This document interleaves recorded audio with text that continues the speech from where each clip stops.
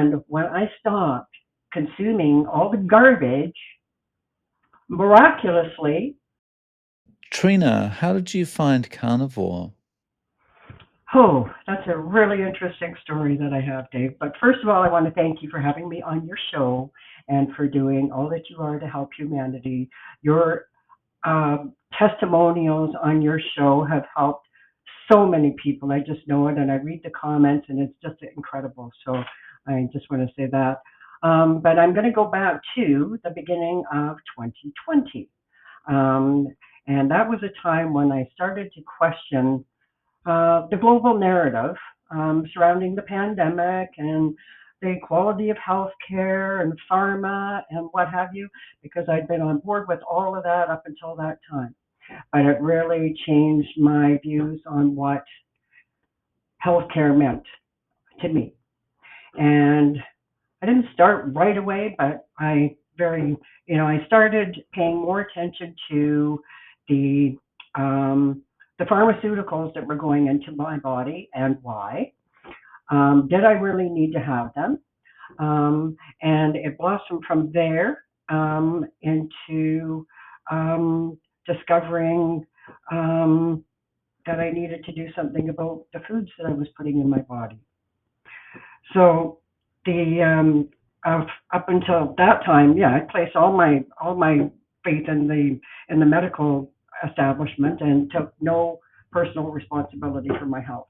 And I know that's a global thing as well, but I'm just really glad that I've been made aware and that I do have the power to change that. So anyway, fast forward to 2023, and I started to become again about more aware of the foods I was putting in my body, and I found out about Sally Norton's book, Toxic Superfoods, and it was a good friend of mine who has since become my carnivore buddy that opened my eyes up to the whole idea of oxalates and the effect that they had on our bodies, how they hurt us, the poisons, and that really got me thinking some more. So I started doing more reading of articles and I started watching more videos.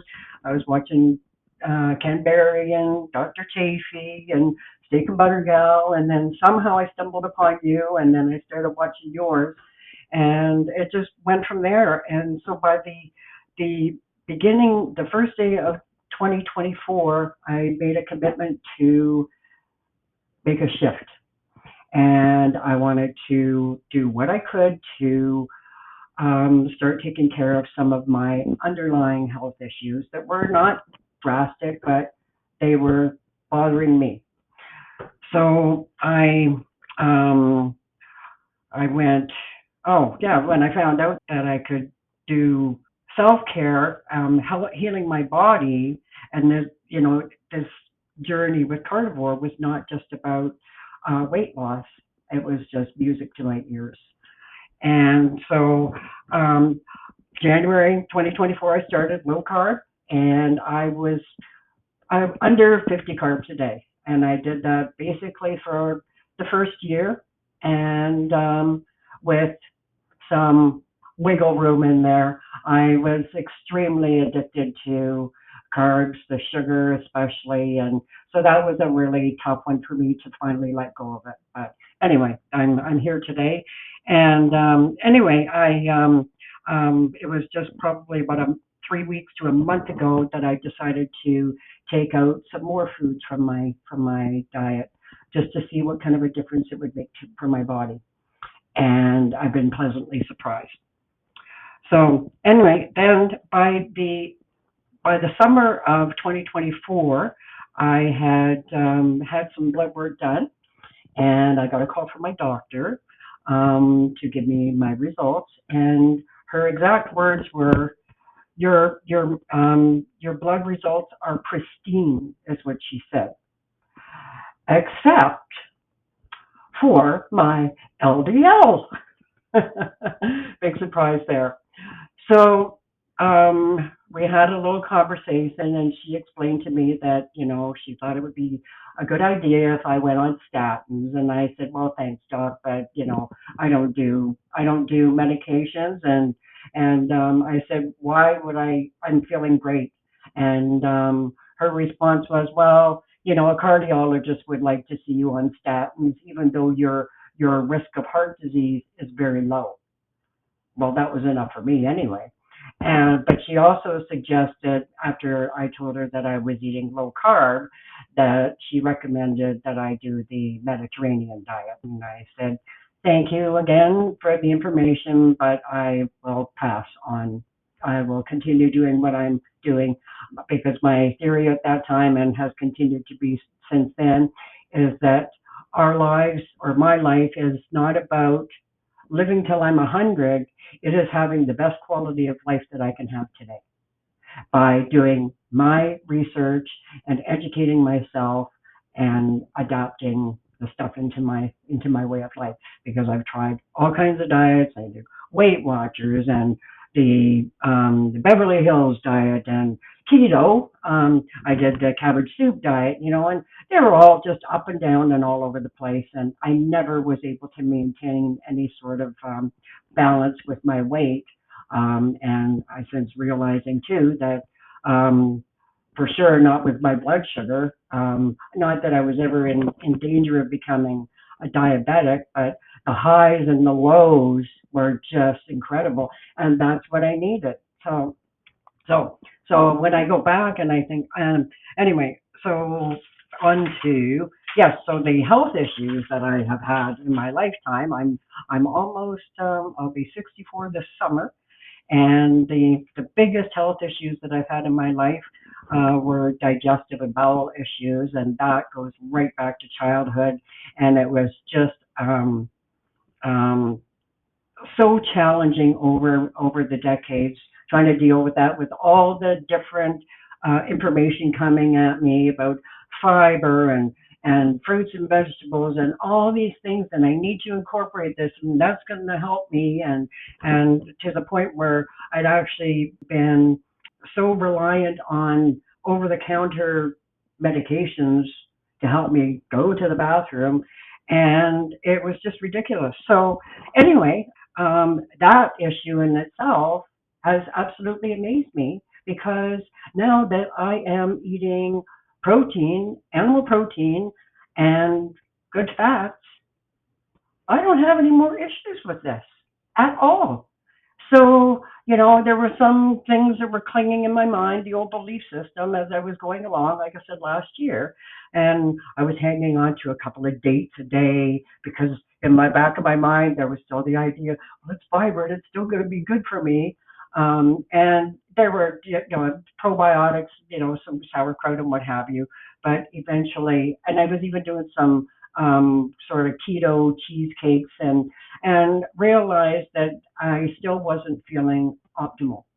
So that's why I decided, this last little bit, that I was going to cut out the remainder of the things that I thought may be contributing to the symptoms that I have been experiencing still. So that's where I went with that. And then along the way, I had developed a lot of skin issues. So I'll have to go back again in time, prior to even the pandemic, and some. I had 1 year I quit smoking cigarettes, and a year and a half later I quit drinking alcohol. And so those were major ones out of my life. But of course, once the alcohol was gone, because it was a bad one for me, it was a bad addiction. Once that was gone, it seemed to kick in the sugar cravings more. And so that made it really, really tricky. So, but, I was finally able to let go of that as well. So, and the skin itching and what have you, I believe that now that was probably partially oxalate dumping, and just my body detoxing from all the poisons that had been in it for such a long time. Then there was another one that I've had is gum disease in my and tooth decay. And when I stopped consuming all the garbage, miraculously, my oral health has improved like so much, that I haven't been to a dentist in a couple of years. So it's incredible. And I started a morning routine with oil pulling and to clean up bacteria, just different things for self-care just to help to manage it. And since I've been doing eating this way, no issues whatsoever with that. So I'm really, really thrilled about that. Another one that I have is toenail fungus and on one of my little toes. And my doctor told me that the only way you're going to get rid of that is with medication. And I said, I don't think so. I managed to get rid of that on my own by getting rid of the sugar because the what I've learned is that the sugars in our bodies really helps to grow the fungus, the candida, and it just manifests itself in different ways. And so that was one of the ways that worked with me. But yes, I've been able to get rid of that because no sugar. It's amazing. um, Another thing too was I would have a lot of congestion because I was still consuming not a lot of dairy, but I would have it in my cappuccino, and there was my one little treat left. And I have drastically reduced that, and along with that, the congestion left me. I'm not constantly clearing my throat anymore. It's just like normal. So that's amazing. There's one, my eyes, to this day, I still have some issues with them. And it's just with a buildup of, I'm guessing probably oxalates.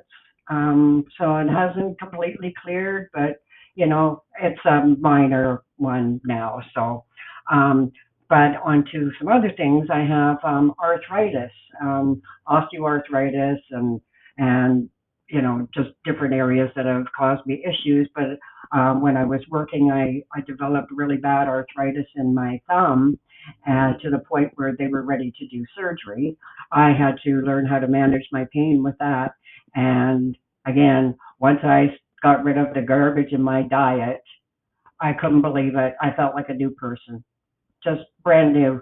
I thought, I feel like I'm in my 20s again because I don't have all these aches and pains like I did before. So I was able to avoid that surgery, and that was incredible.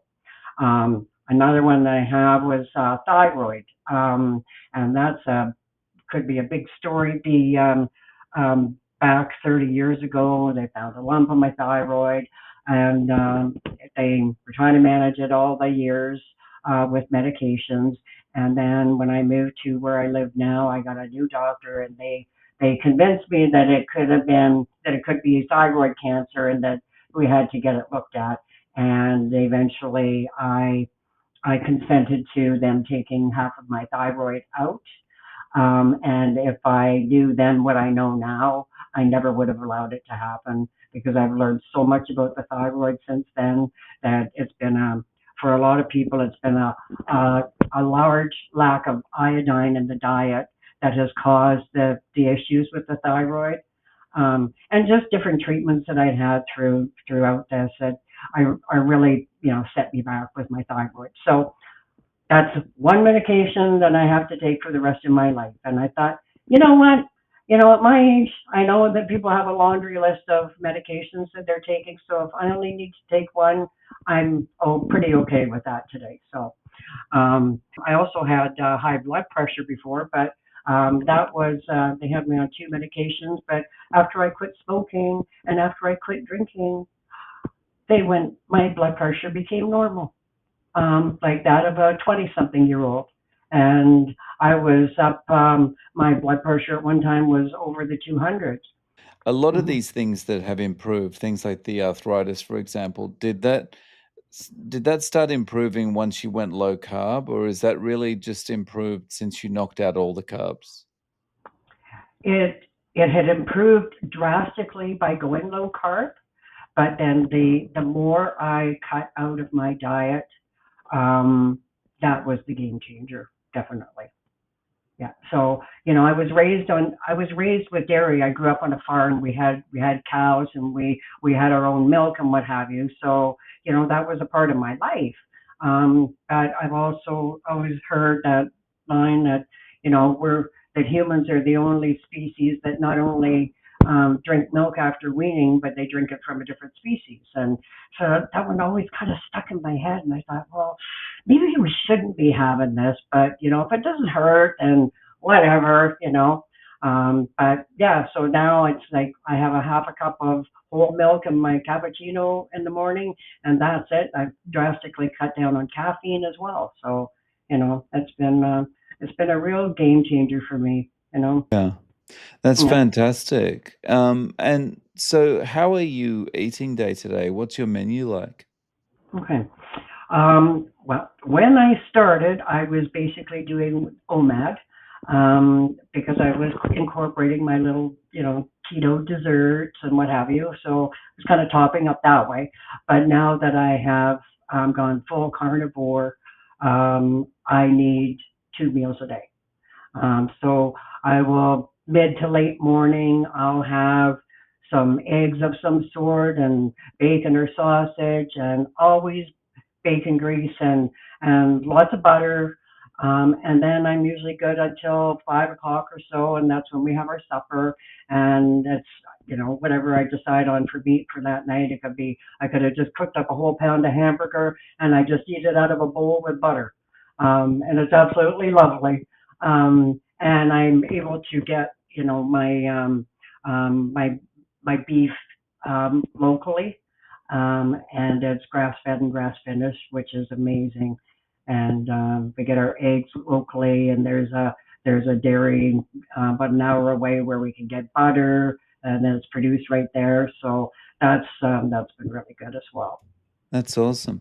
And so what do people around you think about this? Oh, a lot of them just think I'm just wacko. That I've completely lost my marbles. And I said, no, I said, it's working for me. My spouse, he's getting used to the idea now. He doesn't look at me quite so weird when I have a big dollop of butter on my plate with my chicken wings. He understands the logistics of it now, so he's been a lot more accepting of it. I have a daughter that has experienced breast cancer in the last couple of years, and consequently some other health issues, and so I have very gently tried to lean her in that direction. I'll plant some seeds here and there where I can. Like if you just maybe could cut out some of those carbs, I think that would help you a great deal. So anyway, I can plant the seeds, but not be evangelistic about it, because I have discovered that it really turns people off. So Yeah, so the way you're feeling now, you feel like this could be the way you eat forever? absolutely, absolutely. I have no desire to go back to the way I felt before. There was, I mean, honestly, it was, day to day, it was just so much bloating and just feeling lethargic, and to have so much energy now, and to be able to do things that I didn't think I'd be able to do, like taking up some dancing classes, and I didn't think that I'd ever be able to do that. And it's just amazing. Yeah, I have no intention of ever turning back. And I will help anybody that wants to come on board with it too. So Yeah. So, I mean, that's a good point. How do you feel that this affects your life? Like, I know for me, prior to going carnivore, I was kind of feeling like the wheels are falling off. It's just a matter of time before everything starts getting worse and worse and worse and worse and worse, you know? hmm hmm And now it feels like, the future's very open in front of me. How do you feel? I do as well. I feel like I have a lot more freedom. And I have, for once in my life, I have control of myself. I have clarity of thought. I can't imagine it being any other way now. This has just been the ability to do things that I never thought I would be able to do is incredible. That's awesome. So If one of your friends came to you, Trina, and said, I want to try this carnivore diet, please tell me what to do. What advice would you give them so they can get started most easily? Mhm. I would first of all want to know what their reasons are for wanting to try it. Um, because I think, well, I know for myself that I had to be really serious about this. And if somebody is not really serious, they're probably just going to muck around with it.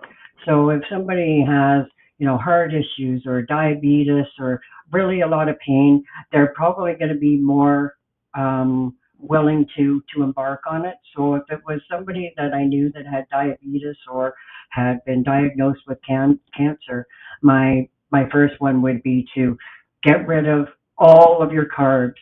That's the, and don't do it like I did it gradually over a year because it was just a slow, painful process. The way I look at it now, for me, I would just do it all at once, get it over with, deal with the consequences, of the oxalate dumping and whatever else I need to, and then it's clear sailing after that. Nice. So Trina, if people want to reach out to you, do you have any social media or any way of getting in contact? The best way to reach me is through my email. Awesome. I'll link to your email in the show notes. Hmm. Thank you so much for coming on, Trina, and sharing your story. I really appreciate your time. Thank you very much for having me on, Dave.